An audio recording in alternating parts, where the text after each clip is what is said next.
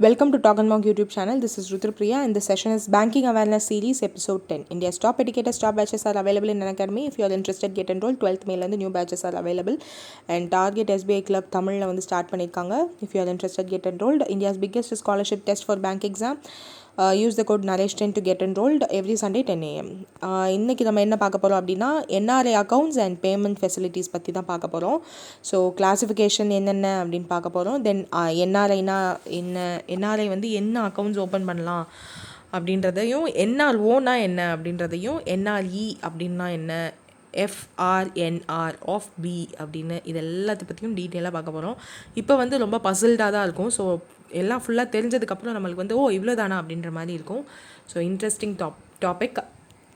Classification அப்படின்றது என்னென்னா, நம்ம பாப்புலேஷனை பொறுத்து வந்து நம்மளோட சென்டர்ஸை வந்து கிளாஸிஃபை பண்ணி வச்சுருக்காங்க. ஸோ Tier 1 Tier 2 அப்படின்னு சொல்லிட்டு நீங்கள் மோஸ்ட்லி வந்து SSCயை தான் Tier 1 Tier 2 எக்ஸாம் அப்படின்னு பார்த்துருப்பீங்க. பட் இங்கே வந்து நம்மளோட பாப்புலேஷனை பொறுத்து Tier 1 Tier 2 Tier 3ன்னு Tier 6 வரையும் கிளாஸிஃபை பண்ணியிருக்காங்க. 1 lakh அண்ட் அபவ் வந்து Tier 1, 50,000 to 1 lakhக்கு ஒரு நபர் கம்மியாக Tier 2 and 20,000 to 49,999 அதை வந்து Tier 3, 10,000 to 19,999 Tier 4, 5,000 to 9,999 Tier 5, less than 5,000 இருந்தால் Tier 6. So NRI non resident இந்தியனை தான் நம்ம வந்து NRI அப்படின்னு சொல்லுவோம். And Indian citizen who resides outside India and holds an Indian passport. So நம்ம பாஸ்போர்ட்டோடு அங்கே க்ரீன் கார்டு வாங்காதவங்க தான் NRI. So non resident Indian. Then bank accounts for NRIs என்னென்ன இருக்குது அப்படின்னா, NRO account which is non resident ordinary rupee account. Then NRE அப்படின்னா non resident external rupee account. So 2 அக்கௌண்ட்டும் அவங்க வச்சுக்கலாம். Non resident ordinary rupee account, non resident external rupee account. So இந்த 2 account வந்து NRIs வந்து வச்சுக்கலாம். ஸோ FCNR ஆஃப் பி அப்படின்னா foreign currency non resident bank account. So foreign கரன்சியில் அவங்க ஒரு பேங்க் அக்கௌண்ட் வச்சுருக்கணும் அப்படின்னு நினச்சாங்கன்னா அது வந்து FCNR bank account. So NRO பற்றி பார்த்தோம் அப்படின்னா non resident ordinary rupee account அப்படின்னு பார்த்தோம்.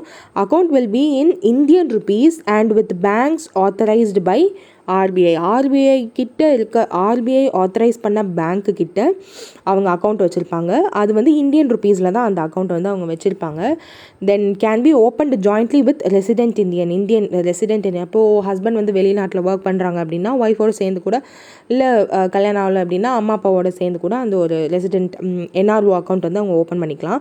ஸோ ஒரு ரெசிடெண்ட் இந்தியனோட நான் ரெசிடெண்ட் இந்தியன் வந்து ஜாயிண்ட் அக்கௌண்ட்டாகவும் இதை வச்சுக்கலாம் NRO account. If a citizen becomes a NRI, his existing account becomes NRO account. இப்போது வந்து IT பீப்புளெலாம் அங்கே போய் ஒர்க் பண்ணுறாங்கன்னு வச்சுப்போமே, அப்படியே வந்து க்ரீன் கார்டு வாங்கி அங்கே செட்டில் ஆகிட்டாங்க. பட் இங்கே வந்து அவங்கக்கிட்ட ஒரு அக்கௌண்ட் இருக்குது அப்படின்னா அது வந்து டக்குன்னு NRO அக்கௌண்ட்டாக மாறிடும். Can be in the form of SA, that is saving account, current account, RDயாகவும் இருக்கலாம், ஃபிக்ஸட் ரெக்கரிங் டெபாசிட்டாகவும் இருக்கலாம், ஃபிக்ஸட் டெபாசிட்டாகவும் இருக்கலாம். எதுவாக இருந்தாலும் அது வந்து NROவாக மாறிடும். Income tax will be deducted as per the rules. So அவங்க வச்சிருக்க அக்கௌண்ட்டுக்கு வந்து இன்கம் டேக்ஸ் வந்து எடுப்பாங்க. There is a limit on the repartition of funds, maximum of $1 million per year. So ரிப்பார்ட்டிஷன் வந்து அவங்க எவ்வளோ பண்ணலாம் அப்படின்னா $1 million per year மட்டும்தான் பண்ண முடியும். ஸோ லிமிட்ஸ் எல்லாமே இருக்குது அப்படின்னு சொல்லியிருக்காங்க. தென் NRE அப்படின்னா NRE அக்கௌண்ட் வந்து நான் resident external rupee account will be in Indian rupees தான் வித் த பேங்க்ஸ் ஆத்தரைஸ்ட். இதுவும் வந்து சேம் தான். Can be opened as a joint account with the another NRI. So இன்னொரு NRIயோட அக்கௌண்ட் ஓப்பன் பண்ணலாம். அதான் NRE. NROவில் வந்து ஜாயிண்ட் அக்கௌண்ட் யாரோட பண்ணணும்? இந்தியன் ரெசிடெண்ட்டோட பண்ணணும்.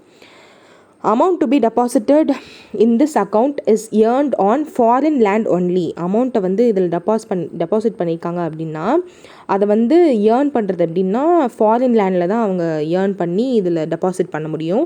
ஸோ அதாவது வெளிநாட்டில் அவங்க ஏர்ன் பண்ணுற அமௌண்ட்டை வந்து அவங்களோட இந்தியன் பேங்க், இந்தியாவில் இருக்கிற ஒரு பேங்க்கில் வந்து அவங்க டெபாசிட் பண்ண போகிறாங்க அப்படின்னா அது என்ஆர்இ அக்கௌண்ட்டாக இருக்கணும். Can be in the form of, அது என்ன வேணாலும் இருக்கலாம். சேவிங்ஸ் அக்கௌண்ட்டாக இருக்கலாம், கரண்ட் அக்கௌண்ட்டாக இருக்கலாம், ரெக்கரிங் டெபாசிட்டாக இருக்கலாம், இல்லை ஃபிக்ஸட் டெபாசிட்டாக கூட இருக்கலாம். Minimum tenure of term deposit will be 1 year. So 1 year தான் அவங்க டேர்ம் டெபாசிட் வந்து பண்ண முடியும். நோ இன்கம் டேக்ஸ் வந்து டெடியூஸ் பண்ண மாட்டாங்க. Fully repatriable to foreign countries. So அதை வந்து நம்ம எந்த கண்ட்ரியில் வேணுமோ அந்த கண்ட்ரிக்கு வந்து ரிப்பார்ட் பண்ணிக்கலாம்.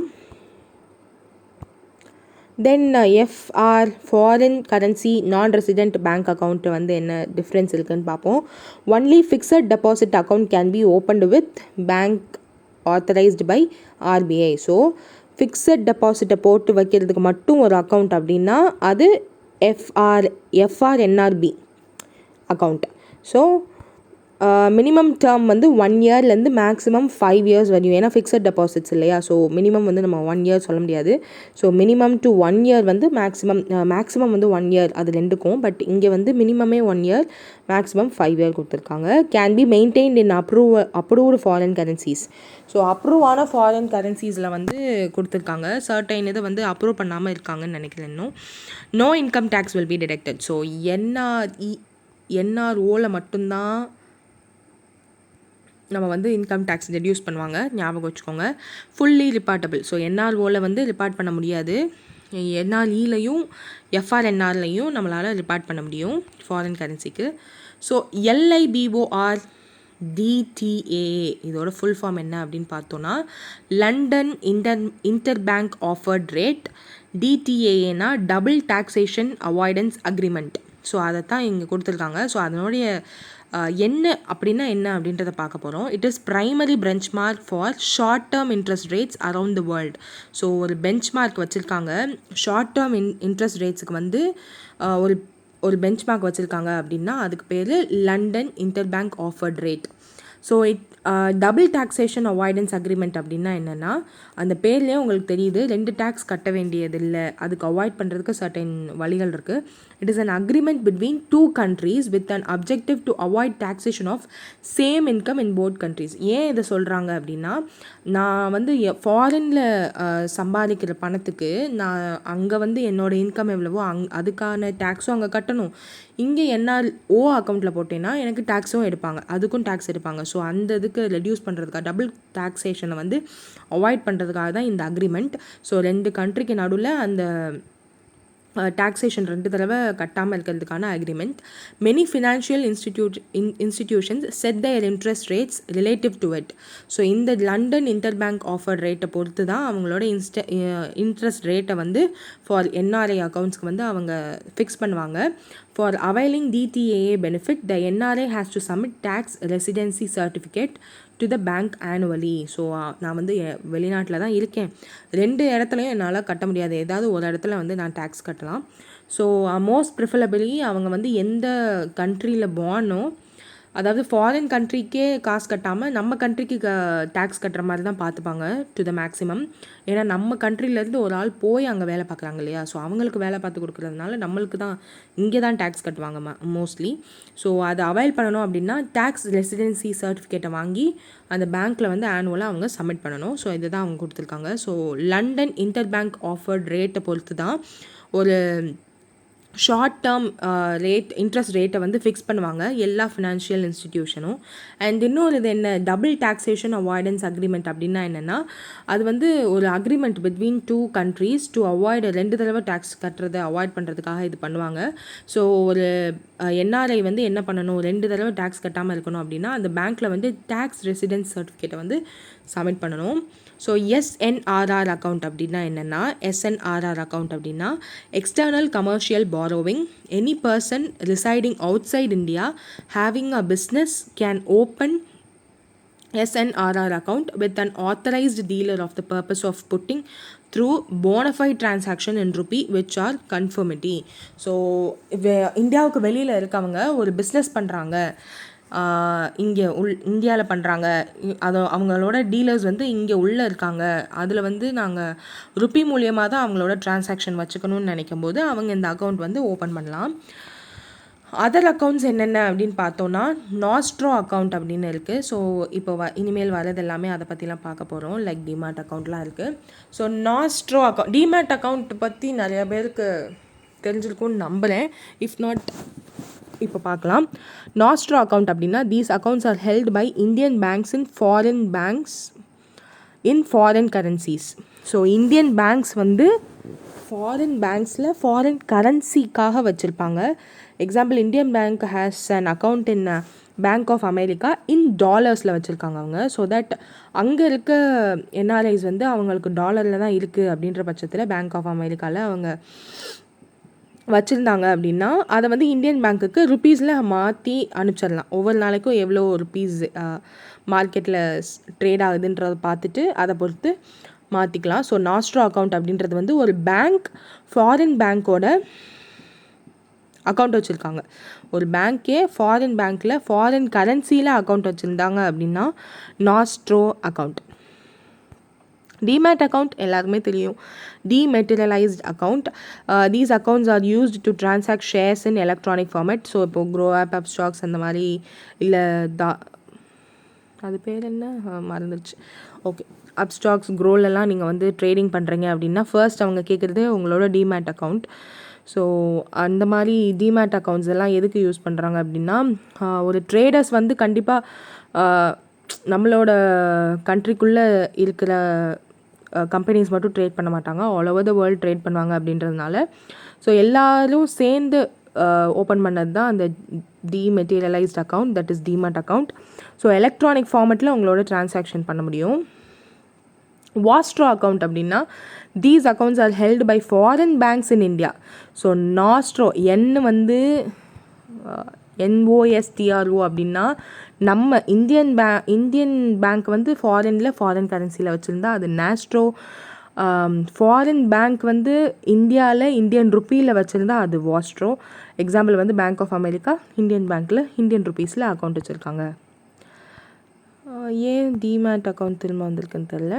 ஓகே, டார்மெண்ட் அக்கௌண்ட் அப்படின்னா என்னென்னா ஆல்ரெடி நம்ம பார்த்தோம். Refer to an account of a customer which has inactivity of period. Okay, இது திரும்ப ரிப்பீட் ஆகிருக்குன்னு நினைக்கிறேன். பட் ஓகே, தெரிஞ்சுக்கோங்க. 2 years other than posting interest. So interest வந்து போட்டுகிட்டே தான் இருப்பாங்க, அது வேறு விஷயம். பட் 2 yearsக்கு மேலே நான் எந்த ஒரு டிரான்சாக்ஷனுமே அக்கௌண்ட்டில் பண்ணாமல் வச்சுருந்தேன் அப்படின்னா அது டார்மெண்ட் அக்கௌண்ட் அப்படின்ற ஃபேஸ்க்குள்ளே போகும். இன்ஆக்டிவ் அக்கௌண்ட் அப்படின்னா என்னென்னு நம்மளை ஏற்கனவே சொல்லியிருந்தேன். 1 yearக்கு மேலே எந்த டிரான்சாக்ஷனும் இல்லைன்னா அது இன்ஆக்டிவ் அக்கௌண்ட். மோர் தென் 10 years இன்ஆக்டிவாக இருந்துச்சு அப்படின்னா டார்மெண்ட் அக்கௌண்ட்ஸை ஃபேஸில் வந்ததுக்கப்புறம் 10 yearsக்கு மேலே எந்த டிரான்சாக்ஷனும் நடக்காத பட்சத்தில் RBI நம்ம காசை எடுத்துப்பாங்க. To educate the DEAF okay. Escrow அக்கௌண்ட்னா it is the temporary pass through an account held by third parties during the transaction between 2 parties. So 2 பேர் வந்து டிரான்சாக்ஷன் பண்ணுறாங்க அப்படின்னா அதுக்கு நடுவில் டெம்பரவரியாக ஒரு அக்கௌண்ட் வந்து உருவாக்கி தேர்ட் பார்ட்டிக்கிட்ட கொடுப்பாங்க. That is escrow account.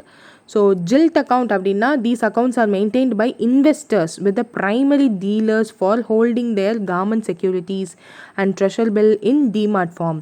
So நம்ம வந்து கவர்மெண்ட் செக்யூரிட்டிஸை வந்து நம்ம வாங்கலாம். லைக் ஒரு பேங்க்கோட செக்யூரிட்டியை நம்ம வாங்கலாம், ஒரு ட்ரெஷர் பில் வாங்கலாம்.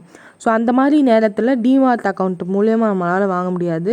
ஜில்ட் அக்கௌண்ட் வந்து நம்மளுக்கு தேவை. ஸோ இன்வெஸ்டர்ஸ் வந்து ஜில்ட் அக்கௌண்ட்டை யூஸ் பண்ணி கவர்மெண்ட் செக்யூரிட்டிஸ் வாங்கலாம். நம்ம வந்து ட்ரேடிங்க்கு ஷேர்ஸ் வாங்குறதுக்கு யூஸ் பண்ணுறது டிமார்ட் அக்கௌண்ட்.